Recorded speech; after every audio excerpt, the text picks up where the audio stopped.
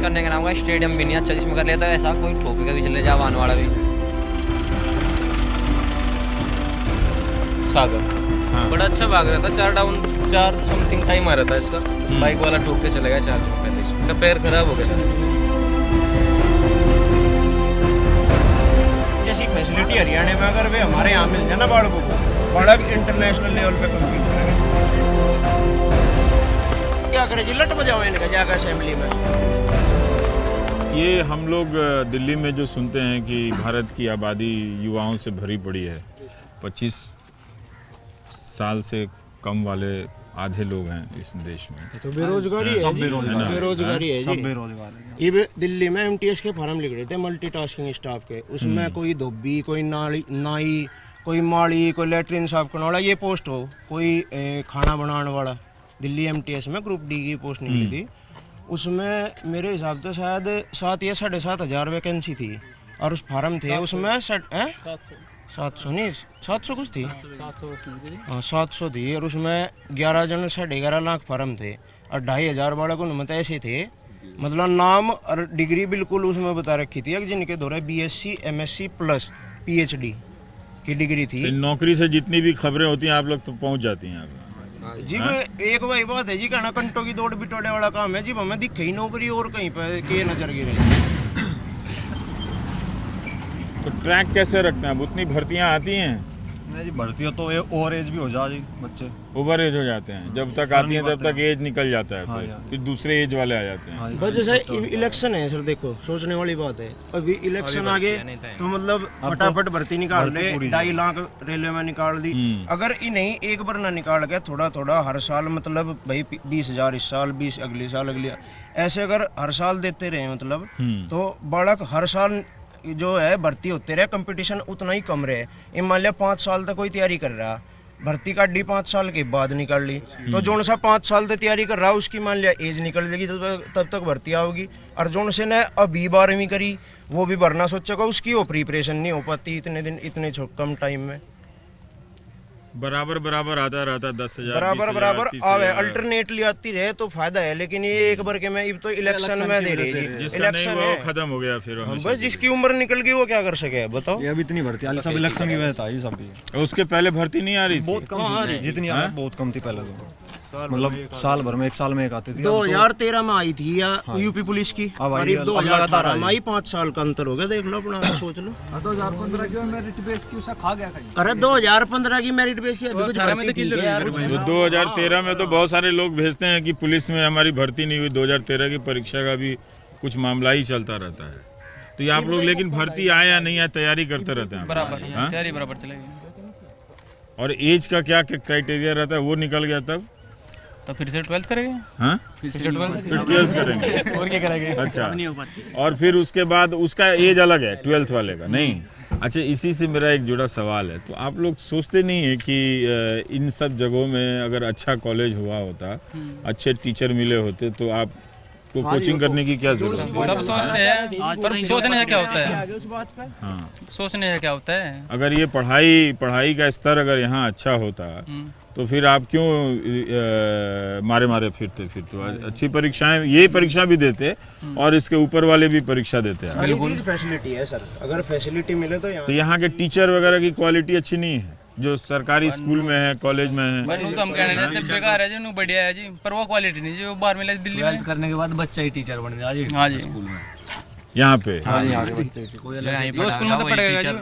तो जब आप कंपटीशन की तैयारी करने जाते हैं तो थोड़ा आपस में ग्रुप स्टडी करते होंगे या फिर आप कोचिंग करते होंगे, तो समझ में आता है कि जो स्कूल में पढ़ाया है या कॉलेज में पढ़ाया है वो काफी नहीं। उसका कोई रोल नहीं सर, उसका कोई रोल नहीं है, स्कूल कॉलेज का कोई रोल। सरकारी टीचर सिर्फ हमारे गांव में सरकारी स्कूल है तो 2 ही सरकारी टीचर है जी, और सब ट्यूटर है, 2000 महीने वाले ट्यूटर वे जो हमारे मतलब 12th करने के बाद आए, जिनकी जॉब नहीं लगी तो वे टीचर बन गए। हाँ जी, इसी गांव में पढ़े, स्कूल में पढ़े और वो टीचर। उनको क्या सैलरी मिलती होगी? 3,000 रुपए। 3,000 रुपए चल पाता। MP आए, MLA आए, उससे कहे कि हमारा मुद्दा आप कॉलेज दे दो अच्छा।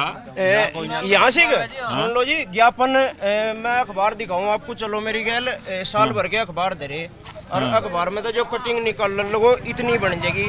आज दिगंबर जैन कॉलेज के अध्यक्ष ने आज ज्ञापन सौंपा DM को, आज SDM को, आज MP को, आज MLA को, कितने ज्ञापन दिखाऊं। चलो अखबार में उठा लो, पिछले 1 साल के अखबार निकाल के देख लो।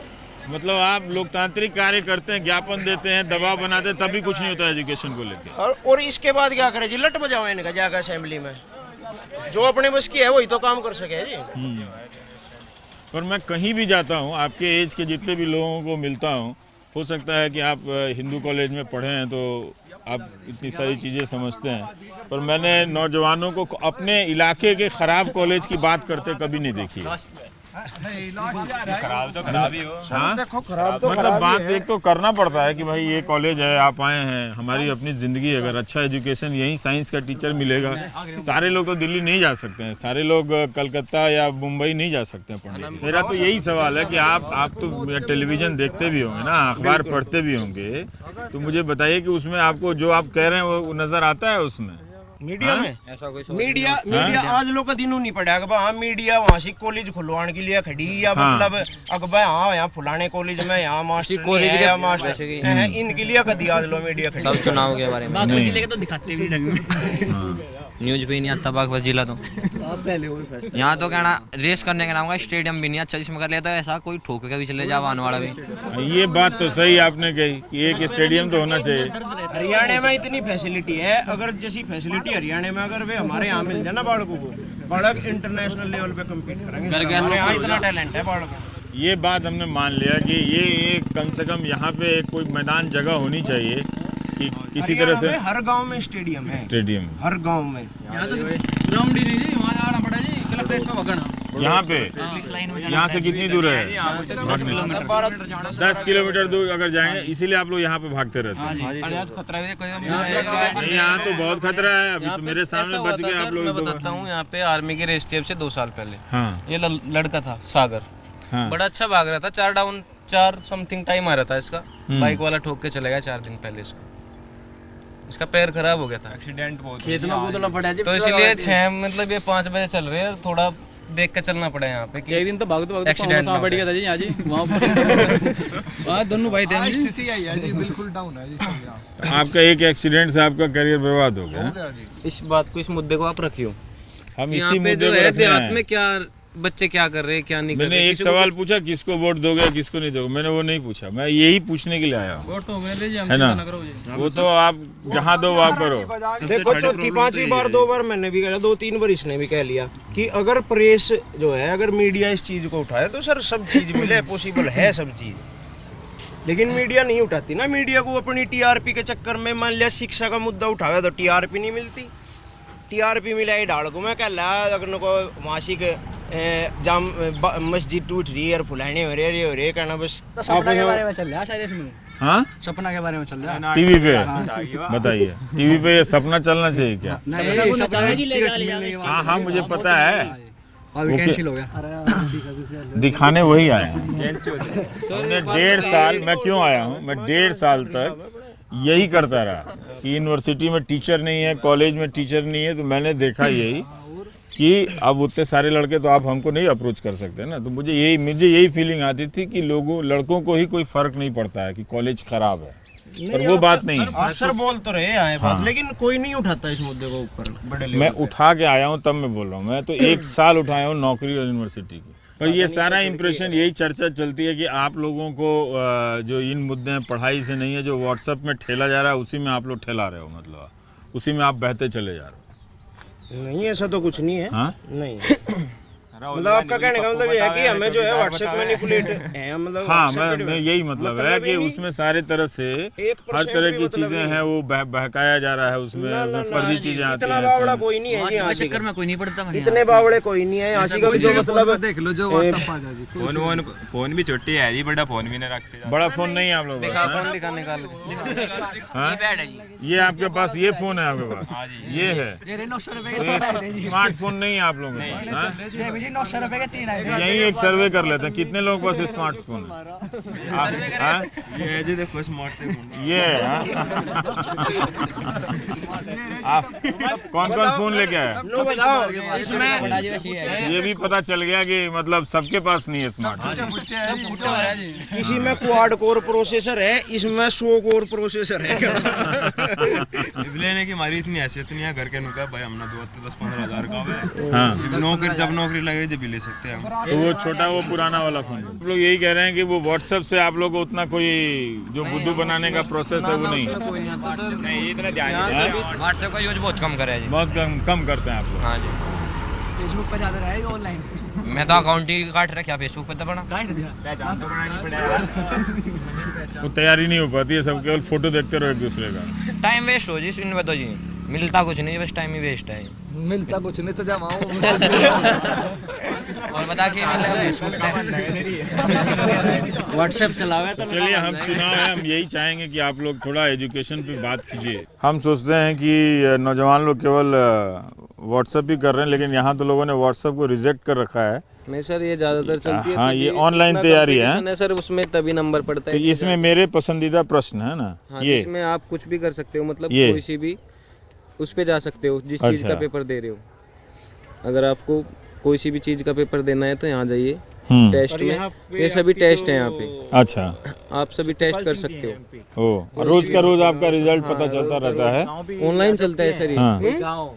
तो ये कितने लोगों ने आपके गांव में पूरे लोग यही करते रहते हैं? गाँव में मिनिमम 50% तो करते ही होंगे कम से कम, जिसको गाँव पता में है। है? हाँ, जिसको मैं मतलब दोस्त वगैरह मैं बताता रहता हूँ सबको। हाँ। जैसे ये हुआ 1-2 हुआ तो सब करते रहते हैं। ये और एक दूसरे के फोन लेके ही कर लेते हैं? हाँ, फोन लेके भी कर लेते हैं यहाँ तो, नहीं तो सब पे थोड़ा फोन तो है थोड़ा। अच्छा, ये देखिए, ये देखिए SSC CHSL टायर और FCI 209।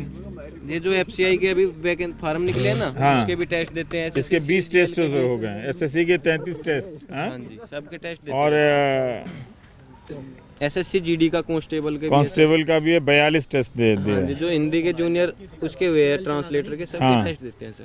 तो ये इस तरह के KD कैंपस है, ये जो संस्था हाँ। है, ये मतलब CPO के 10 टेस्ट इस तरह से आप देते रहते हैं ऑनलाइन तैयारी में। हाँ जी, ये फ्री है कोचिंग, है ना? हाँ जी, इससे हुआ फायदा आपको थोड़ा? बहुत फायदा होता है सर। एक तो रोज की करंट की जीके आती है, जो शाम तक भी है वो सारी जीके आती है। एक तो अच्छा, एक टेस्ट देने से हमें पता चल जाता है कि हमारा लेवल कहाँ पे है, रैंक आती है इसमें, टोटल चलता रहता है। राम मंदिर मुद्दा पूरे पिछले 4 साल बंद रहा और इस बार फिर उठ के आया। अपने देश के युवाओं को आपस में भड़का के जो भी कुछ नुकसान, अपने देश का ही नुकसान हो रहा। बेरोजगारी इतनी ज़्यादा बढ़ रही है, ये बात तो सरकार को पता है कि बेरोजगारी इतनी ज़्यादा बढ़ रही है, फिर भी उस पर कोई ध्यान नहीं देती सरकार।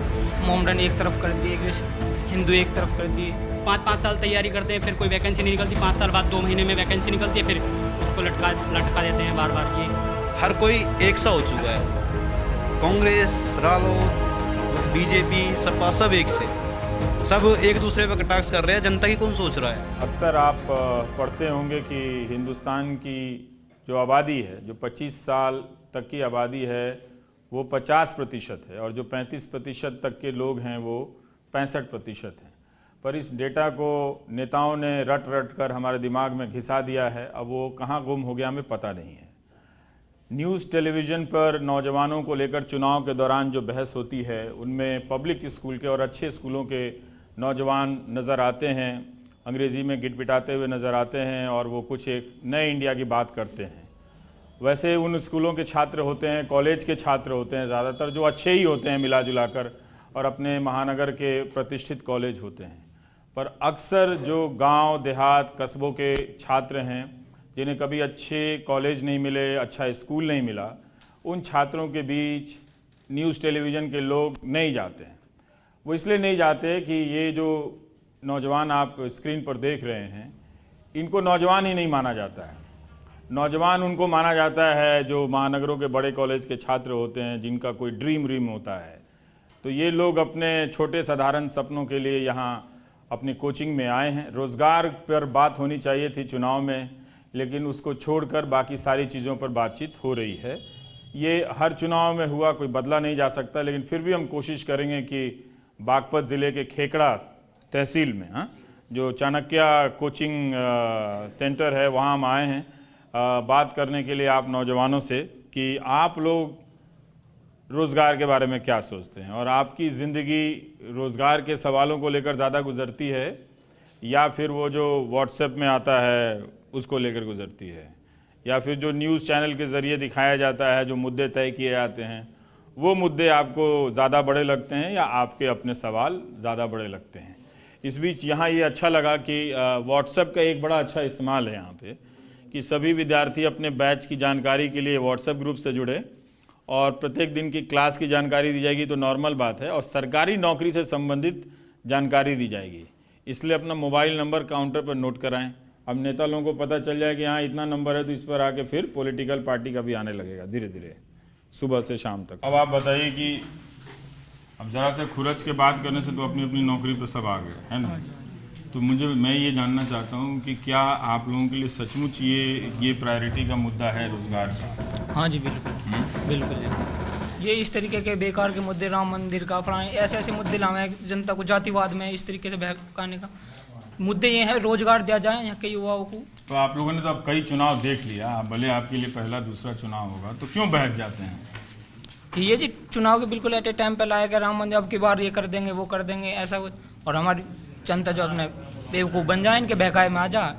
हाँ जी ठीक है राम मंदिर बनाना ये है वो है, जातिवाद बनाया हुआ, मोमडन एक तरफ कर दिए, हिंदू एक तरफ कर दिए, जबकि मुद्दे ये होने चाहिए रोजगार दे जहाँ। इस तरीके के ये कोई मुद्दे थोड़ी ना बेकार में जातिवाद अपने देश के युवाओं को आपस में भड़का के जो भी कुछ नुकसान अपने देश का ही नुकसान हो रहा। एज ए शिक्षा मित्र के रूप में लगते हैं उनको उससे भी पैसे मांग लिया जाता है। बस अजी मैं एक चीज़ और जानना चाहता हूँ, जो हमारे चुनावी मुद्दे होते हैं, जो चुनाव के टाइम पर मतलब जो पिछले चुनावी मुद्दे होते हैं वे दोबारा से जब हमारा चुनाव पास में आता है वे दोबारा से उभर के आते हैं। जैसे पिछली बार राम मंदिर मुद्दा पूरे पिछले 4 साल बंद रहा और इस बार फिर उठ के आया, फिर इसे दबाने के लिए फिर दोबारा से मतलब जैसे विधानसभा चुनाव के टाइम पे उरी द सर्जिकल स्ट्राइक हुआ और इस बार ये जो पाकिस्तान पुलवामा अटैक हुआ, मतलब ये चुनावी टाइम के समय क्यों, मैं ये जानना चाहता हूँ। मतलब वो सच ये राम मंदिर में जो बाबर के वंशज है उन्होंने बोल दिया यदि राम मंदिर का निर्माण होना है तो पहली सोने की ईंट मैं दूंगा, तो ये राम मंदिर के निर्माण में इतना डिले क्यों हो रहा है? मैं सरकार से आपको लग रहा है इन सब चीज़ों से चीज़ें रुक गई हैं, मतलब सब सारे मुद्दे भी फंसे हुए हैं, लोग भी फंसे हुए हैं जी। और सर जी मैं ये और जानना चाहता हूँ, मतलब जो सरकार होती है, सरकार ये जो विपरीत दल होते हैं ये एक चीज़ की विरोध करते हैं। जैसे जब कांग्रेस अपनी सत्ता में थी तो भाजपा जीएसटी को विरोध कर रही थी दबा के, आधार कार्ड और जीएसटी का, और जब उसकी सरकार आई तो तुरंत जीएसटी उन्होंने लागू कर दिया। अब कांग्रेस है मैं मानता हूँ राफेल का मतलब विरोध कर रही है दबा के, पर मेरा मानना है जो कांग्रेस सत्ता में आएगी कभी भी तो राफेल पे तुरंत ले आएगी। मतलब ये इनका आपस में मतलब चुनावी स्टंट होते हैं। मतलब एक समझ रहे हैं तो दोनों की हालत खराब हो जाएगी सुन के कि पब्लिक जो है अभी इतना समझने लगी है, मतलब एक आपस में विरोध करते हैं और फिर सबसे पहले उसे ही लागू करते हैं। बेरोजगारी इतनी ज़्यादा बढ़ रही है, ये बात तो सरकार को पता है कि बेरोजगारी इतनी ज़्यादा बढ़ रही है, फिर भी उस पर कोई ध्यान नहीं देती सरकार। इलेक्शन के टाइम पे ही सब जो सीटें निकालती हैं रोजगार निकालती है, इलेक्शन से पहले कहीं रोजगार नहीं निकालती, लोग कोई सुनता नहीं है। पूरी साल बच्चे तैयारी करते रहते हैं, कुछ बच्चे तैयारी नहीं करते, वो पता है कि वैकेंसी निकलनी नहीं है, फिर एकदम वैकेंसी निकल जाती है। आप खुद ही कह रहे हैं कि हमको देश से ऊपर रोजगार नहीं है, 2 साल पीछे रह जाएंगे। अब नेता तो बोल रहे हैं कि हम देश के लिए कुछ कर रहे हैं। देश के लिए क्या? देश के लिए क्या? इलेक्शन आता है तभी देश के लिए करते हैं कुछ, जनता को तभी देखते हैं कि हाँ जनता के लिए कुछ करना है। इसके वोटिंग से पहले कोई नहीं देखता। पूरी साल चलेगी, 5 साल चलेगी, अभी आई है वैकेंसी, सब बच्चे तैयारी में लगे हुए हैं। अब 2 महीने 3 महीने में एकदम वैकेंसी निकालते हैं तो कौन बच्चा तैयारी करेगा? आम बच्चा तो ये इसी तरीके से रह जाएगा ना, गरीब बच्चा। अब पता है वैकेंसी 5 साल में निकलती है तो कौन तैयारी करेगा? अगर पता लगे हर साल वैकेंसी निकलती है या कुछ ऐसे अच्छी सी वैकेंसी निकले तो बच्चा हर साल, जो गरीब बच्चा है वो भी तैयारी करे। अब 5-5 साल तैयारी करते हैं, फिर कोई वैकेंसी नहीं निकलती, 5 साल बाद 2 महीने में वैकेंसी निकलती है, फिर उसको लटका देते हैं बार। ये हर बार होता है ये वोटिंग में। सर जी एक और टॉपिक, सर जी जो विधानसभा के चुनाव होते हैं और ये जब इनका अंतिम आते हैं तो भर्तियाँ निकाली जाती है, और जब सरकार बदल दी जाती है और जब इनका रिजल्ट आ जाता है तो वो डिले मतलब रोक दिया जाता है दूसरी सरकार द्वारा, यदि सरकार बदल जाती है। ऐसा क्यों? मतलब सरकार जो राज्य में नौकरी निकली हुई है उनको रोक देती है, मतलब बंद कर देती है। हम तो आपसे पूछने आए थे, अब आप हमसे पूछ रहे तो इसका जवाब दे रहे हैं। तो सर जी सरकारों की जो नीतियाँ मैं सरकार से पूछना चाहता हूँ, सरकार ऐसा क्यों? सरकार ऐसा क्यों नहीं करती जवाब है? देगी इसका कभी। लेकिन कौन जो- देगा सर जी जो हमें जवाब? नौकरी सीरीज करते हुए जो मुझे समझ में आया ये कि अब सरकारें किसी को परमानेंट नहीं रखना चाहती हैं, ठीक। तो आपको एक परीक्षा से दूसरी परीक्षा में उलझा के रखा जाता है, ये दे दो, किसी वजह से चोरी हो जाएगा। जिसने कहा कि क्वेश्चन लिखवा तो इसमें मेरी क्या गलती थी। तो ये कोई एक राज्य और एक सरकार की बात नहीं है, ये मैंने कई राज्यों में देखा है और कई पार्टी की सरकारों में देखा है। तो इसमें ये मैं नहीं कह सकता कि ये वाले बहुत अच्छे हैं वो वाले अच्छे नहीं हैं, सब में देखा और सब में यही पैटर्न है। तो मेरी अपनी दूसरी समझ बनी है कि वो नौकरी देना नहीं चाहते हैं, और नौकरी अब मिलेगी तो अब वो परमानेंट नौकरी जैसी नहीं होती है, वो कॉन्ट्रैक्ट जैसी नौकरी होती है ना। तो वो एक अलग मुद्दा है, लेकिन जब तक आप उस पर डिबेट नहीं करेंगे, बात नहीं करेंगे, ये आपके हाथ में है। जो परीक्षा में घोटाले होते हैं वो तो बहुत ज़्यादा, मैं तो परीक्षा की सही तरीके से जांच नहीं हो पाती उनकी, तो उसका कारण सबसे बड़ा यही है कि रोजगार नहीं मिल रहा, और रोजगार मिलता है इसमें घोटाले हो जाते हैं, फिर लटक जाती है सारी वैकेंसियाँ। उनमें पूछना चाहता हूँ, ये जो परीक्षा होती है ये सही तरीके से जाँच कैसे होगी? कैमरे भी लगे हैं, सब तरीके, फिर भी घोटाले है परीक्षा में, ऑनलाइन भी हो रही है, उनमें भी फिर भी घोटाले इतने हो रहे हैं कि परीक्षा में सही तरीके से पता नहीं चलता, आम बच्चा रह जाता है, जो पैसे देता है वो हो जाता है। इसका कारण सबसे बड़ा यह है कि आप बताइएगा, मैं तो वहाँ रोजगार पे बात करता हूँ, उन्होंने कहा कि भाई हम 2 साल रोजगार बर्दाश्त कर लेंगे। तो अब आप बताइए कि आप तो कह रहे हैं कि ये सवाल अब आपसे बात करके लग रहा है कि ये आपकी प्रायोरिटी का सवाल है। ये तो पूछना चाहता हूँ, ये परीक्षा सही तरीके से क्यों नहीं हो पा रही, जिससे आम बच्चा भी अपनी नौकरी पा सके? जिस बच्चे के पास पैसा है, तो चुनाव किस पे होना चाहिए आपके हिसाब से? रोजगार के रोजगार सवाल के पे होना चाहिए या पुलवामा में किसने क्या किया उस पे होना चाहिए? रोजगार होना चाहिए, जो रोजगार से बच्चे निकलेंगे। राम मंदिर, पुलवामा हमला, इस तरीके से सैनिकों पे उल्टा सुद्धा वो कमेंट करना कि कोई सर्जिकल स्ट्राइक नहीं हुआ, ऐसा कुछ, उससे कोई वो नहीं। रोजगार का मुद्दा दो ना, ग्रामीण क्षेत्र के बच्चों को तो फैसिलिटी नहीं मिल पा रही है, अच्छे कॉलेजों में तो उनके एडमिशन तक भी नहीं हो पाते, डोनेशन ही नहीं भर पाते हैं के बच्चे। जो बच्चे हैं जो भर्ती हो जाएंगे, वे बच्चे वहाँ जाएंगे, वे अच्छे तरीके से काम करेंगे, ये भी तो अच्छा होगा। ये परीक्षा इतनी गड़बड़ करते हैं कि आम बच्चे, जो सही बच्चे हैं वे रह जाते हैं, और जो पैसे देखे जाते हैं कहीं भी जा रहे हैं तो यही देख रहे हैं। उन्होंने तो कह दिया कि MMD कॉलेज में उनकी टीचर थी, लेकिन मुझे पता होगा कि कहीं टीचर नहीं है। मैंने 2-4 टीचर से हजार कॉलेज चल रहे हैं, ट्विटर रखते हैं, ट्विटर से पढ़ाते हैं, बस बच्चे इतने आते हैं 10-15 बच्चे, इसी कारण जब बड़े टीचर नहीं मिलते बच्चे भी घर रहते हैं, कॉलेज की वजह से कॉलेज नहीं जाते। 5-7 हज़ार रुपए में ऐसे कोई किसी ने अभी बार BA करी है, BA कोई पढ़ा फिर पूरी हुई भी नहीं है उनकी ठीक से, वे BA को पढ़ा लग रहे हैं। तो उनके पास ये समझ में आ रहा है ना कि अच्छा कॉलेज नहीं था और अच्छी नहीं नौकरी नहीं थी, तो आपके साथ धोखा हुआ, ये समझ में आ रहा है? हाँ जी, तो है भी जी, हाँ जी, समझ में आ रहा है ना आपके साथ धोखा हुआ जी पूरा। और ये हर राज्य का हाल है। मतलब मुझे तो इतनी शिकायतें आती हैं पंजाब से, बंगाल से, बिहार से, यूपी से, तो रोज, मध्य प्रदेश, राजस्थान, कोई ऐसा राज्य कोई बता रोजगार दे। तो रोजगार जी, अभी मतलब साउथ के लोग भाषा नहीं जानते होंगे तो नहीं तो वहां से भी आ रहा होता, पता नहीं, उधर से तो नहीं आता है। लेकिन अभी ये पेरिफेरल हाईवे बना है, इस पे अभी हमारे विधायक हैं, ये MLA साहब ने भी, सांसद सत्यपाल सिंह ने भी कहा अभी सर्विस रोड देंगे बड़ा गांव में, ना कोई सर्विस रोड है ना कोई कट है। अभी बोला कि रेस्ट वो देंगे आपको, कट वगैरह देंगे बड़े गांव में, जो ये जैन मंदिर है इसके लिए कोई नहीं है वहाँ पे, बस सिड्डी बनाई हुई है, मट्टी डलवाई, 10-5 ट्रक मट्टी डलवाई और सिड्डी बनवा दी, करोड़ों रुपया आया उसके लिए, वो सब जब्त है, उसका कोई पता नहीं। मुझे तो लगता नहीं वहाँ लाख रुपया भी लगा हो नीट का, एक सिड्डी बनवाई, उन सिड्डी पे चढ़ के थोड़ी ना गाड़ी जाएगी, मोटरसाइकिल चढ़ के जाएगी। कुछ दिन के लिए बस हम मोटरसाइकिल छोड़ दी, इतने ऊंचे पेरिफेरल हाईवे पे कोई मोटरसाइकिल ऐसे चढ़ सकती है? भाई करोड़ों रुपए है। आपके इतने सारे सवाल हैं, मान लीजिए कि आप किसी की रैली में जाते हैं, वहाँ से तो इतना डिटेल में तो कोई नेता लोग बात नहीं करते। जब मेरा तो कहना है कि तब भी जाना चाहिए रैलियों में, लेकिन फिर तब आपको क्या लगता है? आपको लगता है कि आप मतदाता के रूप में फिर क्या करेंगे? इनकी बातों को सुन के इनके लिए वोट दें या हम अपनी बातों को सुन के वोट दें? नहीं, अपना भी सर जी एक मुद्दा, लेकिन ये सोचा था कि इस बार भाजपा को लाएंगे या इस तरीके कुछ रोजगार में कुछ उन्नति होगी, मेक इन इंडिया बना दिया, प्राइवेट सेक्टर में कहाँ जॉब है जी? कहीं से कहीं तक भी कोई जॉब नहीं है। प्रोफेशनल बढ़िया कॉलेजों में तो हमें एडमिशन भी नहीं है ग्रामीण क्षेत्र के बच्चों को, इतनी मोटी ना डोनेशन दे सकते ना फीस दे सकते इतनी मोटी, और उसके बाद नौकरी भी। हाँ, अगर ये कोचिंग यहाँ नहीं होता तो आप कर पाते जाके कहीं? नहीं सर, नहीं सर, आने जाने में ही समय निकल जाता सर, तैयारी कहाँ से करेंगे हम? यहाँ से जाते हैं दिल्ली, रह के करना होता तो इतने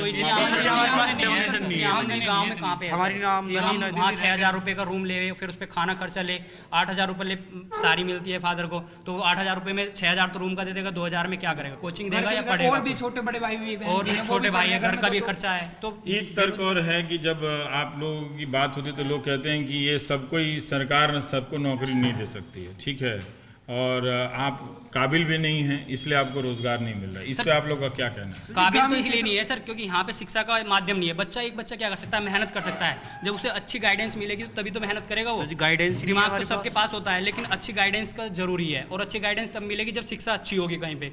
अब दिल्ली में जाते हैं सब अच्छी शिक्षा के लिए, वहाँ पैसे ज़्यादा लगते हैं, इतने पैसे हमारे पास है नहीं। वही शिक्षा हमें मिले तो हम भी अच्छी जॉब पाएँ, अच्छी जगह वैकेंसी, अच्छी जगह पोस्ट पा सकते हैं। लेकिन हमारे पास उतना पैसा नहीं है कि हम वहाँ जाके तैयारी करें। ना तो इतना पैसा है कि हम इस मतलब बीटेक या इस तरह प्रोफेशनल कोर्स में एडमिशन ले सकें। उसके बाद में कोई कर भी रहा है, ग्रामीण क्षेत्र का कोई बच्चा अगर बीटेक हो, उसे नौकरी नहीं है, उसके बाद में आवे यही कंपटीशन में वही ना, उसके पास इतना पैसा कि मतलब को कहीं अच्छे स्तर पर कहीं दिल्ली मुखर्जी नगर इस तरीके से कोचिंग भी कर सके। फिर ये कहा जाता है कि आप एक और कहा जाता है कि आप मुद्रा लोन मिल रहा है तो लोन लेके अपना कारोबार कीजिए। लोन का मिले सर चुकाना भी तो है, लोन चुकाना भी तो है। अगर ले लिया तो वो चुकाना भी तो है, उसे देंगे कहाँ से? अगर अपने कारोबार के बारे में कुछ जानकारी हो, क्या कारोबार करे। पैसा ले लिया हमने, कोई कारोबार लगा दिया, नहीं हो पाया सक्सेसफुल, फिर वो फेल हो गया, तो उसको लोन को कहाँ से चुकाएंगे हमको? अगर लोन ले भी रहे हैं तो क्यों ले रहे हैं? सरकार की गलत नीतियों की वजह से ले रहे हैं।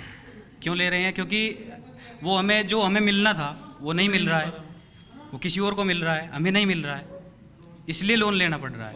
अगर लोन ले भी लिया तो उसे चुकाना भी तो है, उस पर तो ब्याज भी लग के देना पड़ेगा ना। तो आप लोग जब वोट करने जाएंगे तो एम्प्लॉयमेंट आपके लिए रहेगा बड़ा मुद्दा? हाँ जी, बहुत बड़ा मुद्दा है। रोजगार का तो सबसे बड़ा मुद्दा सबसे बड़ी है। परीक्षा में घोटाले सही तरीके से परीक्षा होनी चाहिए। सही टाइम पे जब हमें युवा कोई रोजगार ना मिलेगा तो गलत रास्ते अपनाएंगे। ये यहीं के बच्चे चोर कहाँ से बन रहे हैं? ये जो आप लोगों को सूचनाएं मिलती हैं, तो आपको लगता है कि प्रॉपर सूचना मिल रही है मीडिया के जरिए? आपको हर तरह के तथ्य मिल रहे हैं? आपको कोई प्रॉपर नहीं है जी, सब उल्टे सीधे तथ्य मिले। करोड़ों रुपए कहीं का कुछ कारा लगते, लाखों रुपए नहीं, उल्टे सीधे बता दिया हाँ जी इतने करोड़ रुपए इसके लिए आया, अब कट के लिए आएगा। पेरिफेरल हाईवे पे करोड़ों रुपए उठाए के 1-2 लाख रुपए लगाए, कोई कट ही नहीं है वहाँ पे, कोई हुई नहीं है। बाइक चढ़ने का भी राह नहीं है, गाड़ी तो जब चढ़ेंगी। आप लोगों को क्या करना चाहिए? तो फिर ये जो पॉलिटिक्स में हम दिल्ली में बैठ के सोचते हैं, व्हाट्सएप का बड़ा रोल है, तो उससे आप लोग डिसाइड करते हो कि इसका जो व्हाट्सएप में मैसेज आता है उसका देख के क्या सोचते हैं आप लोग? सर अधिकतर तो उसमें अफवाहें होती है। अफवाहें होती हैं जी, मतलब सरकार के विरोध भी होता है, सरकार के पक्ष में भी होता है, और कुछ फैक भी होता है। तो सर जी जो व्हाट्सएप का जो रोल है ना आज के टाइम में, मतलब इम्पोर्टेंट होते हुए भी ना अनइम्पोर्टेंट हो रहा है। मेरा तो यही कहना है बस। आपका क्या कहना है व्हाट्सएप के ऊपर? सर व्हाट्सएप के ऊपर तो ये है कि आज के टाइम में व्हाट्सएप का तो यूज़ सब चैटिंग के लिए करते हैं। फेक न्यूज जो न्यूज़ अच्छी होती है उसे तो कोई बताता नहीं है व्हाट्सएप पे भी। जो बेकार न्यूज़ होती हैं, बेकार की न्यूज़ होती हैं, उन्हें व्हाट्सएप पे सब शेयर करते हैं। अच्छी न्यूज़ कोई शेयर नहीं करता कि ये सरकार अच्छी है, ये हमारे नेता ने कर दिया, या ये कह रहे कि विपक्ष का भी सही रहता है कि इन्होंने कुछ नहीं किया। ज़्यादा फेक है जी, बिल्कुल फेक रहे हैं जी। उस पर आप विश्वास नहीं करते हैं? उसमें तो बहुत पैसा खर्च हो रहा है कि उसमें व्हाट्सएप के जरिए आपके दिमाग को डाइवर्ट करने के लिए। आज के टाइम में हमारा दिमाग बुरी चीज़ों को ज़्यादा एकजुट कर रहा है, क्योंकि बेरोजगारी है, शिक्षा ऐसी अच्छी है नहीं, तो जो बेकार की चीज़ें हैं उन्हें ज़्यादा अच्छे लगती है हमारे दिमाग को, और जो अच्छी चीज़ें हैं उन्हें हम इग्नोर करते हैं। सबसे बड़ी बात यही है। और जो अच्छी चीज़ें हैं उन्हें कोई जीवन में अप्लाई नहीं करता, और न कोई उस पर कोई एक्शन करता है। बुरी चीज़ों को सब कहते हैं कि हाँ उसने बुरा करा है, उसने ये करा, बुरी चीज़ों को, तो अच्छी चीज़ों को कोई नहीं करता। और व्हाट्सएप पे भी सबसे ज़्यादा असर होता है, आपके दिमाग पे असर होता है। बिल्कुल होता है। हमारी पीढ़ी को ऐसी पीढ़ी है, व्हाट्सएप में जितना नेहरू के बारे में आया था सब मान लिया। कुछ होता है कुछ नहीं होता है, नहीं कुछ पता चलता है, नहीं सही है नहीं है मालूम करते। और अब आप सतर्क रहते हैं या नहीं रहते हैं? सतर्क रहते हैं। नहीं सतर्क रहते हैं। शुरू में आपको लगता था कि सब सही है? पहले से देखते ना, ये एक बार फिर पूछते हैं, दूसरे से पता चलती है, जब पता चलता है फेक है ये नहीं है। तो जब मतदाता तो जा रहा है तो कई बातें सोचता है, तो उसकी तैयारी आप कैसे करते हैं? या फिर जिधर जो भीड़ में रात में कहीं से फोन आएगा रिश्तेदार के नाम पे, उसी के सर जी नन ऑफ दीज, किसी को मत दो। नन ऑफ दीज क्यों? मतलब ट्राई करो, देखो कोई अच्छा होगा। सर जी सेम हो चुके हैं सब, हर कोई एक सा हो चुका है। कांग्रेस, रालोद, बीजेपी, सपा सब एक से, सब एक दूसरे पे कटाक्ष कर रहे हैं। जनता की कौन सोच रहा है? आपस में करते हैं। जनता के बारे में कौन बोल रहा है? कोई भी नहीं बोल रहा। यूज किया जा रहा है जनता का, यूज किया है जनता को, तो एक माध्यम बनाया जा रहा है। तो असली ताकत है वो क्यों यूज हो रही है? बहकाया जा जी, उल्टे सीधे अफवाहें बहक जाते हैं आप, तो बताइए। जातिवाद की ज़्यादा सर जी एजुकेशन की कमी, साक्षरता की कमी, जो अधिकतर जब अब जो जागरूकता बढ़ रही है, जैसे जैसे पूर्ण भारत में जब एजुकेशन में मतलब साक्षरता पूरी बढ़ जाएगी, मैं कह सकता हूँ कि हाँ जो जनता बहकावे में आना बंद हो जाएगी। चलिए, मुझे लग रहा था कि आप लोगों से बिठा के बात नहीं करनी चाहिए थी, आप लोगों से खड़ा खड़ा बात करना चाहिए था। अब आप लोग अपने एलिमेंट में हैं जिसमें बात कर रहे हैं तरह तरह से चीज़ों में, ये एक फ़र्क होता है।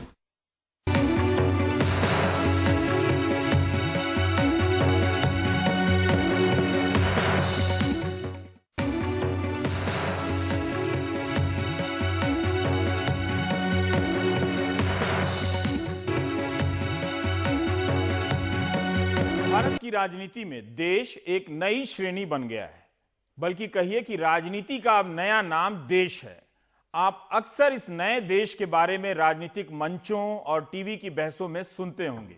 व्हाट्सएप यूनिवर्सिटी की मीम और पोस्टर बैनर में श्रेय लेने की होड़ में देखते होंगे। अजीब बात है, इन शानदार उपलब्धियों का इस्तेमाल चुनावी माहौल बनाने में हो तो राजनीति नहीं है, मगर ऐसी प्रवृत्ति पर सवाल कर दें तो राजनीति है। राष्ट्रीय सुरक्षा इतना भी गैर राजनीतिक तत्व कभी नहीं रहा, इसलिए सेना के इस्तेमाल को लेकर मासूम होने की कोई जरूरत नहीं। आप इतिहास पढ़िए, टीवी और अखबार के चक्कर में कम रहिए। मैं बात कर रहा हूं भारत की इस शानदार उपलब्धि के बारे में जिसका नाम मिशन शक्ति दिया गया है। भारत ने ए-सैट मिसाइल के जरिए धरती से 300 किलोमीटर ऊपर तैर रहे उपग्रह को मार गिराया। हमारे साइंस एडिटर पल्लव बागला ने बताया कि भारत ने इसी साल जनवरी में एक माइक्रोसैट आर नाम का उपग्रह छोड़ा था डीआरडीओ के लिए, इसी को गिराया गया। आज की कामयाबी बहुत बड़ी मानी जा रही है। 2007 में जब चीन ने अपनी इस क्षमता का प्रदर्शन किया था तब अपने ही बेकार पड़े एक उपग्रह को निशाना बनाकर किया था। भारत के अलावा अमेरिका ने 1958 में इसका परीक्षण किया, मगर 1985 में बंद कर दिया क्योंकि इससे कचरा पैदा होता है। रूस ने 1964 में परीक्षण किया, लेकिन उसने 2016 और 2018 में 2 बार परीक्षण किया। मुझे अपने लोगों की कर्मठता, प्रतिबद्धता, समर्पण और योग्यता पर पूर्ण विश्वास है। हम निसंदेह एकजुट होकर एक शक्तिशाली, खुशहाल और सुरक्षित भारत का निर्माण करें। विपक्ष ने इसे लेकर सवाल उठाए। विपक्ष ने डीआरडीओ और इसरो के वैज्ञानिकों को बधाई दी तो इस सवाल को भी उठाया कि आचार संहिता लागू होने के समय प्रधानमंत्री ने राष्ट्र के नाम के संबोधन का राजनीतिक इस्तेमाल तो नहीं किया है। क्या इसके बारे में हमारे वैज्ञानिक मीडिया को नहीं बता सकते थे? बहरहाल अब ऐसी क्षमता से लैस दुनिया में सिर्फ 4 देश हैं जिनमें एक भारत है। इस संबंध में वैकल्पिक सूचनाएं कम मिली हैं। न्यूज 18 पर शांतनु डेविड ने लिखा है, हम सब जानते हैं कि अंतरिक्ष में छोड़े जाने वाले उपग्रह भारी मात्रा में कचरा पैदा करते हैं। 1 मिलीमीटर, 1 सेंटीमीटर से लेकर 10 सेंटीमीटर आकार के कई प्रकार के ऑब्जेक्ट यानी पदार्थ अंतरिक्ष की कक्षाओं में घूम रहे हैं, तैर रहे हैं। इनकी संख्या अलग अलग आकारों के हिसाब से कई हजार से लेकर कई लाख में बताई जाती है। अगर ऐसे 2 पदार्थों के बीच टक्कर हो जाए तो उसका नतीजा भयानक हो सकता है। इसके असर में कई ऑब्जेक्ट टकराने लग सकते हैं, सैटेलाइट ध्वस्त हो सकते हैं। इसे केसलर सिंड्रोम कहा जाता है। चीन ने जब परीक्षण किया था 2007 में, तब इसी आधार पर आलोचना हुई। जाहिर है भारत की भी होगी, मगर रूस ने 2018 में 2 बार परीक्षण किया। जापान, अमेरिका और सिंगापुर ने $103 मिलियन जुटाए हैं ताकि अंतरिक्ष में तैर रहे इन कचरों की सफाई हो सके। 19 अप्रैल 2012 को ही भारत ने अग्नि 5 मिसाइल लॉन्च कर इसकी क्षमता हासिल कर ली थी। यह मिसाइल भी लो ऑर्बिट में दुश्मनों के उपग्रह को निशाना बना सकती थी। उस समय इसे बड़ी कामयाबी के रूप में बताया गया, लेकिन मीडिया के सामने भारत के तब के प्रधानमंत्री मनमोहन सिंह नहीं आए, बल्कि उस समय डीआरडीओ के चीफ विजय सारस्वत ही इसकी क्षमता के बारे में मीडिया को बता रहे थे। आज विजय सारस्वत ही मीडिया में छाए रहे, जो अब डीआरडीओ से रिटायर होने के बाद नीति आयोग के सदस्य बन चुके हैं। डीआरडीओ के मौजूदा चीफ का नाम आप भी जान लें, उनका नाम है डॉक्टर जी सतीश रेड्डी। क्या आपने जी सतीश रेड्डी को मीडिया में बात करते हुए देखा, इंटरव्यू देते हुए सुना? प्रधानमंत्री की घोषणा के बाद भी ये वैज्ञानिक प्रेस कॉन्फ्रेंस कर सकते थे, मगर रिटायर वैज्ञानिक ही बात करते रहे, जो अपनी बात में इस बात पर जोर देते रहे कि 2012 में ही हमारे पास इसकी क्षमता आ गई थी, मगर उस समय की सरकार ने यानी यूपीए ने अनुमति नहीं दी। क्या वे नीति आयोग के सदस्य के तौर पर आचार संहिता का उल्लंघन नहीं कर रहे हैं? क्या वे इसरो और डीआरडीओ के फैसले को पब्लिक में लाकर राजनीति नहीं कर रहे हैं? जिस तरह से चुनाव आयोग ने राहुल गांधी की 5 करोड़ गरीबों की 6,000 रुपए प्रति माह भत्ता देने की नीति की आलोचना करने पर नीति आयोग के उपाध्यक्ष डॉक्टर राजीव कुमार को नोटिस दिया है, जवाब मांगा है, क्या उसी तरह से चुनाव आयोग को नीति आयोग के सदस्य विजय सारस्वत से जवाब नहीं मांगना चाहिए? पल्लव बागला ने विजय सारस्वत से बात की है, उसका छोटा सा हिस्सा सुनिए। आप डीआरडीओ में थे तब, नीति आयोग में नहीं थे आप, लेकिन तब भी थिंकर थे। लेकिन आपने 2005 में बैलिस्टिक मिसाइल डिफेंस सिस्टम को शो किया था, मुझे याद है आपकी प्रेस कॉन्फ्रेंस हुई थी, आपने दिखाया था किस तरह से पहले ही इसमें हिट टू किल हुआ था। और आज भी डीआरडीओ ने वक्तव्य में यही कहा है कि ये प्रोग्रेशन बीएमडी का है, और अग्नि 5 का आपने 2012 में टेस्ट किया। तो ये जो आपने कदम बढ़ाए थे उस वक़्त, ये उसी की तरफ से आगे बढ़ने वाला बड़ा कदम है। ये उसी समय जो बिल्डिंग ब्लॉक्स टेक्नोलॉजी के बने बीएमडी के, communication and network centricity, automation, decision making process, online simulation, kinetic kill vehicles and high energy propulsion systems, ये सब बीएमडी और अग्नि प्रोग्राम में जब डेवलप हो गए तभी हमें ये क्षमता प्राप्त हुई। और उन क्षमता को काम में लाते हुए आज हमारे डीआरडीओ के साइंटिस्ट ने एक नया मिसाइल तैयार किया। उस नए मिसाइल के द्वारा, एक नई काइनेटिक किल व्हीकल के द्वारा, जो कि बीएमडी प्रोग्राम से बाहर आई, आज ये इंटरसेप्शन संभव हुआ। 3 स्टेज मिसाइल बता रहे हैं इसको, दो सॉलिड स्टेज हैं और ऊपर एक काइनेटिक किल व्हीकल। 2 सॉलिड स्टेज 1 काइनेटिक किल व्हीकल। तो ये पूरा भारतीय रूप से बना है या हमने वो इजरायली पाइन रडार भी यूज़ किया? नहीं, रडार तो हमारे अभी जो हमने पहला रडार जो ग्रीन पाइन यूज़ किया था, उसको हमने अब इंडिजिनसली देश में बनाना शुरू कर दिया है। हमारे पास इस समय 3 ऐसे रडार हैं जो कि देश में बने हैं। तो हमारे पास पूरी इंडिजिनस रडार की क्षमता है और उसके बेसिस पे और भी रडार बन रहे हैं। तो वो रडार यूज़ तो हुआ है, वो वैसा रडार यूज़ हुआ है, इसमें भी यूज़ हुआ है उसका मिशन कंट्रोल सेंटर यूज़ हुआ है, वो हमारा लॉन्च कंट्रोल सेंटर यूज़ हुआ है, और इसके लिए एक स्पेशल लॉन्चर बनाया गया है, वो भी यूज़ हुआ है, क्योंकि मिसाइल की लेंथ जो है बाकी बीएमडी मिसाइल्स की लेंथ से डिफरेंट है, पर उसको थोड़ा मॉडिफाई किया है। तो बीएमडी के एलिमेंट्स इसमें यूज़ हुए हैं पूरी तरह से। और IIR सीकर जो है इसका, वो इसी के लिए बनाया गया है। तो काफ़ी डेवलपमेंट हुआ है इसमें। वो डेवलपमेंट होने से हमारी टेक्नोलॉजी क्षमता आगे बढ़ी है।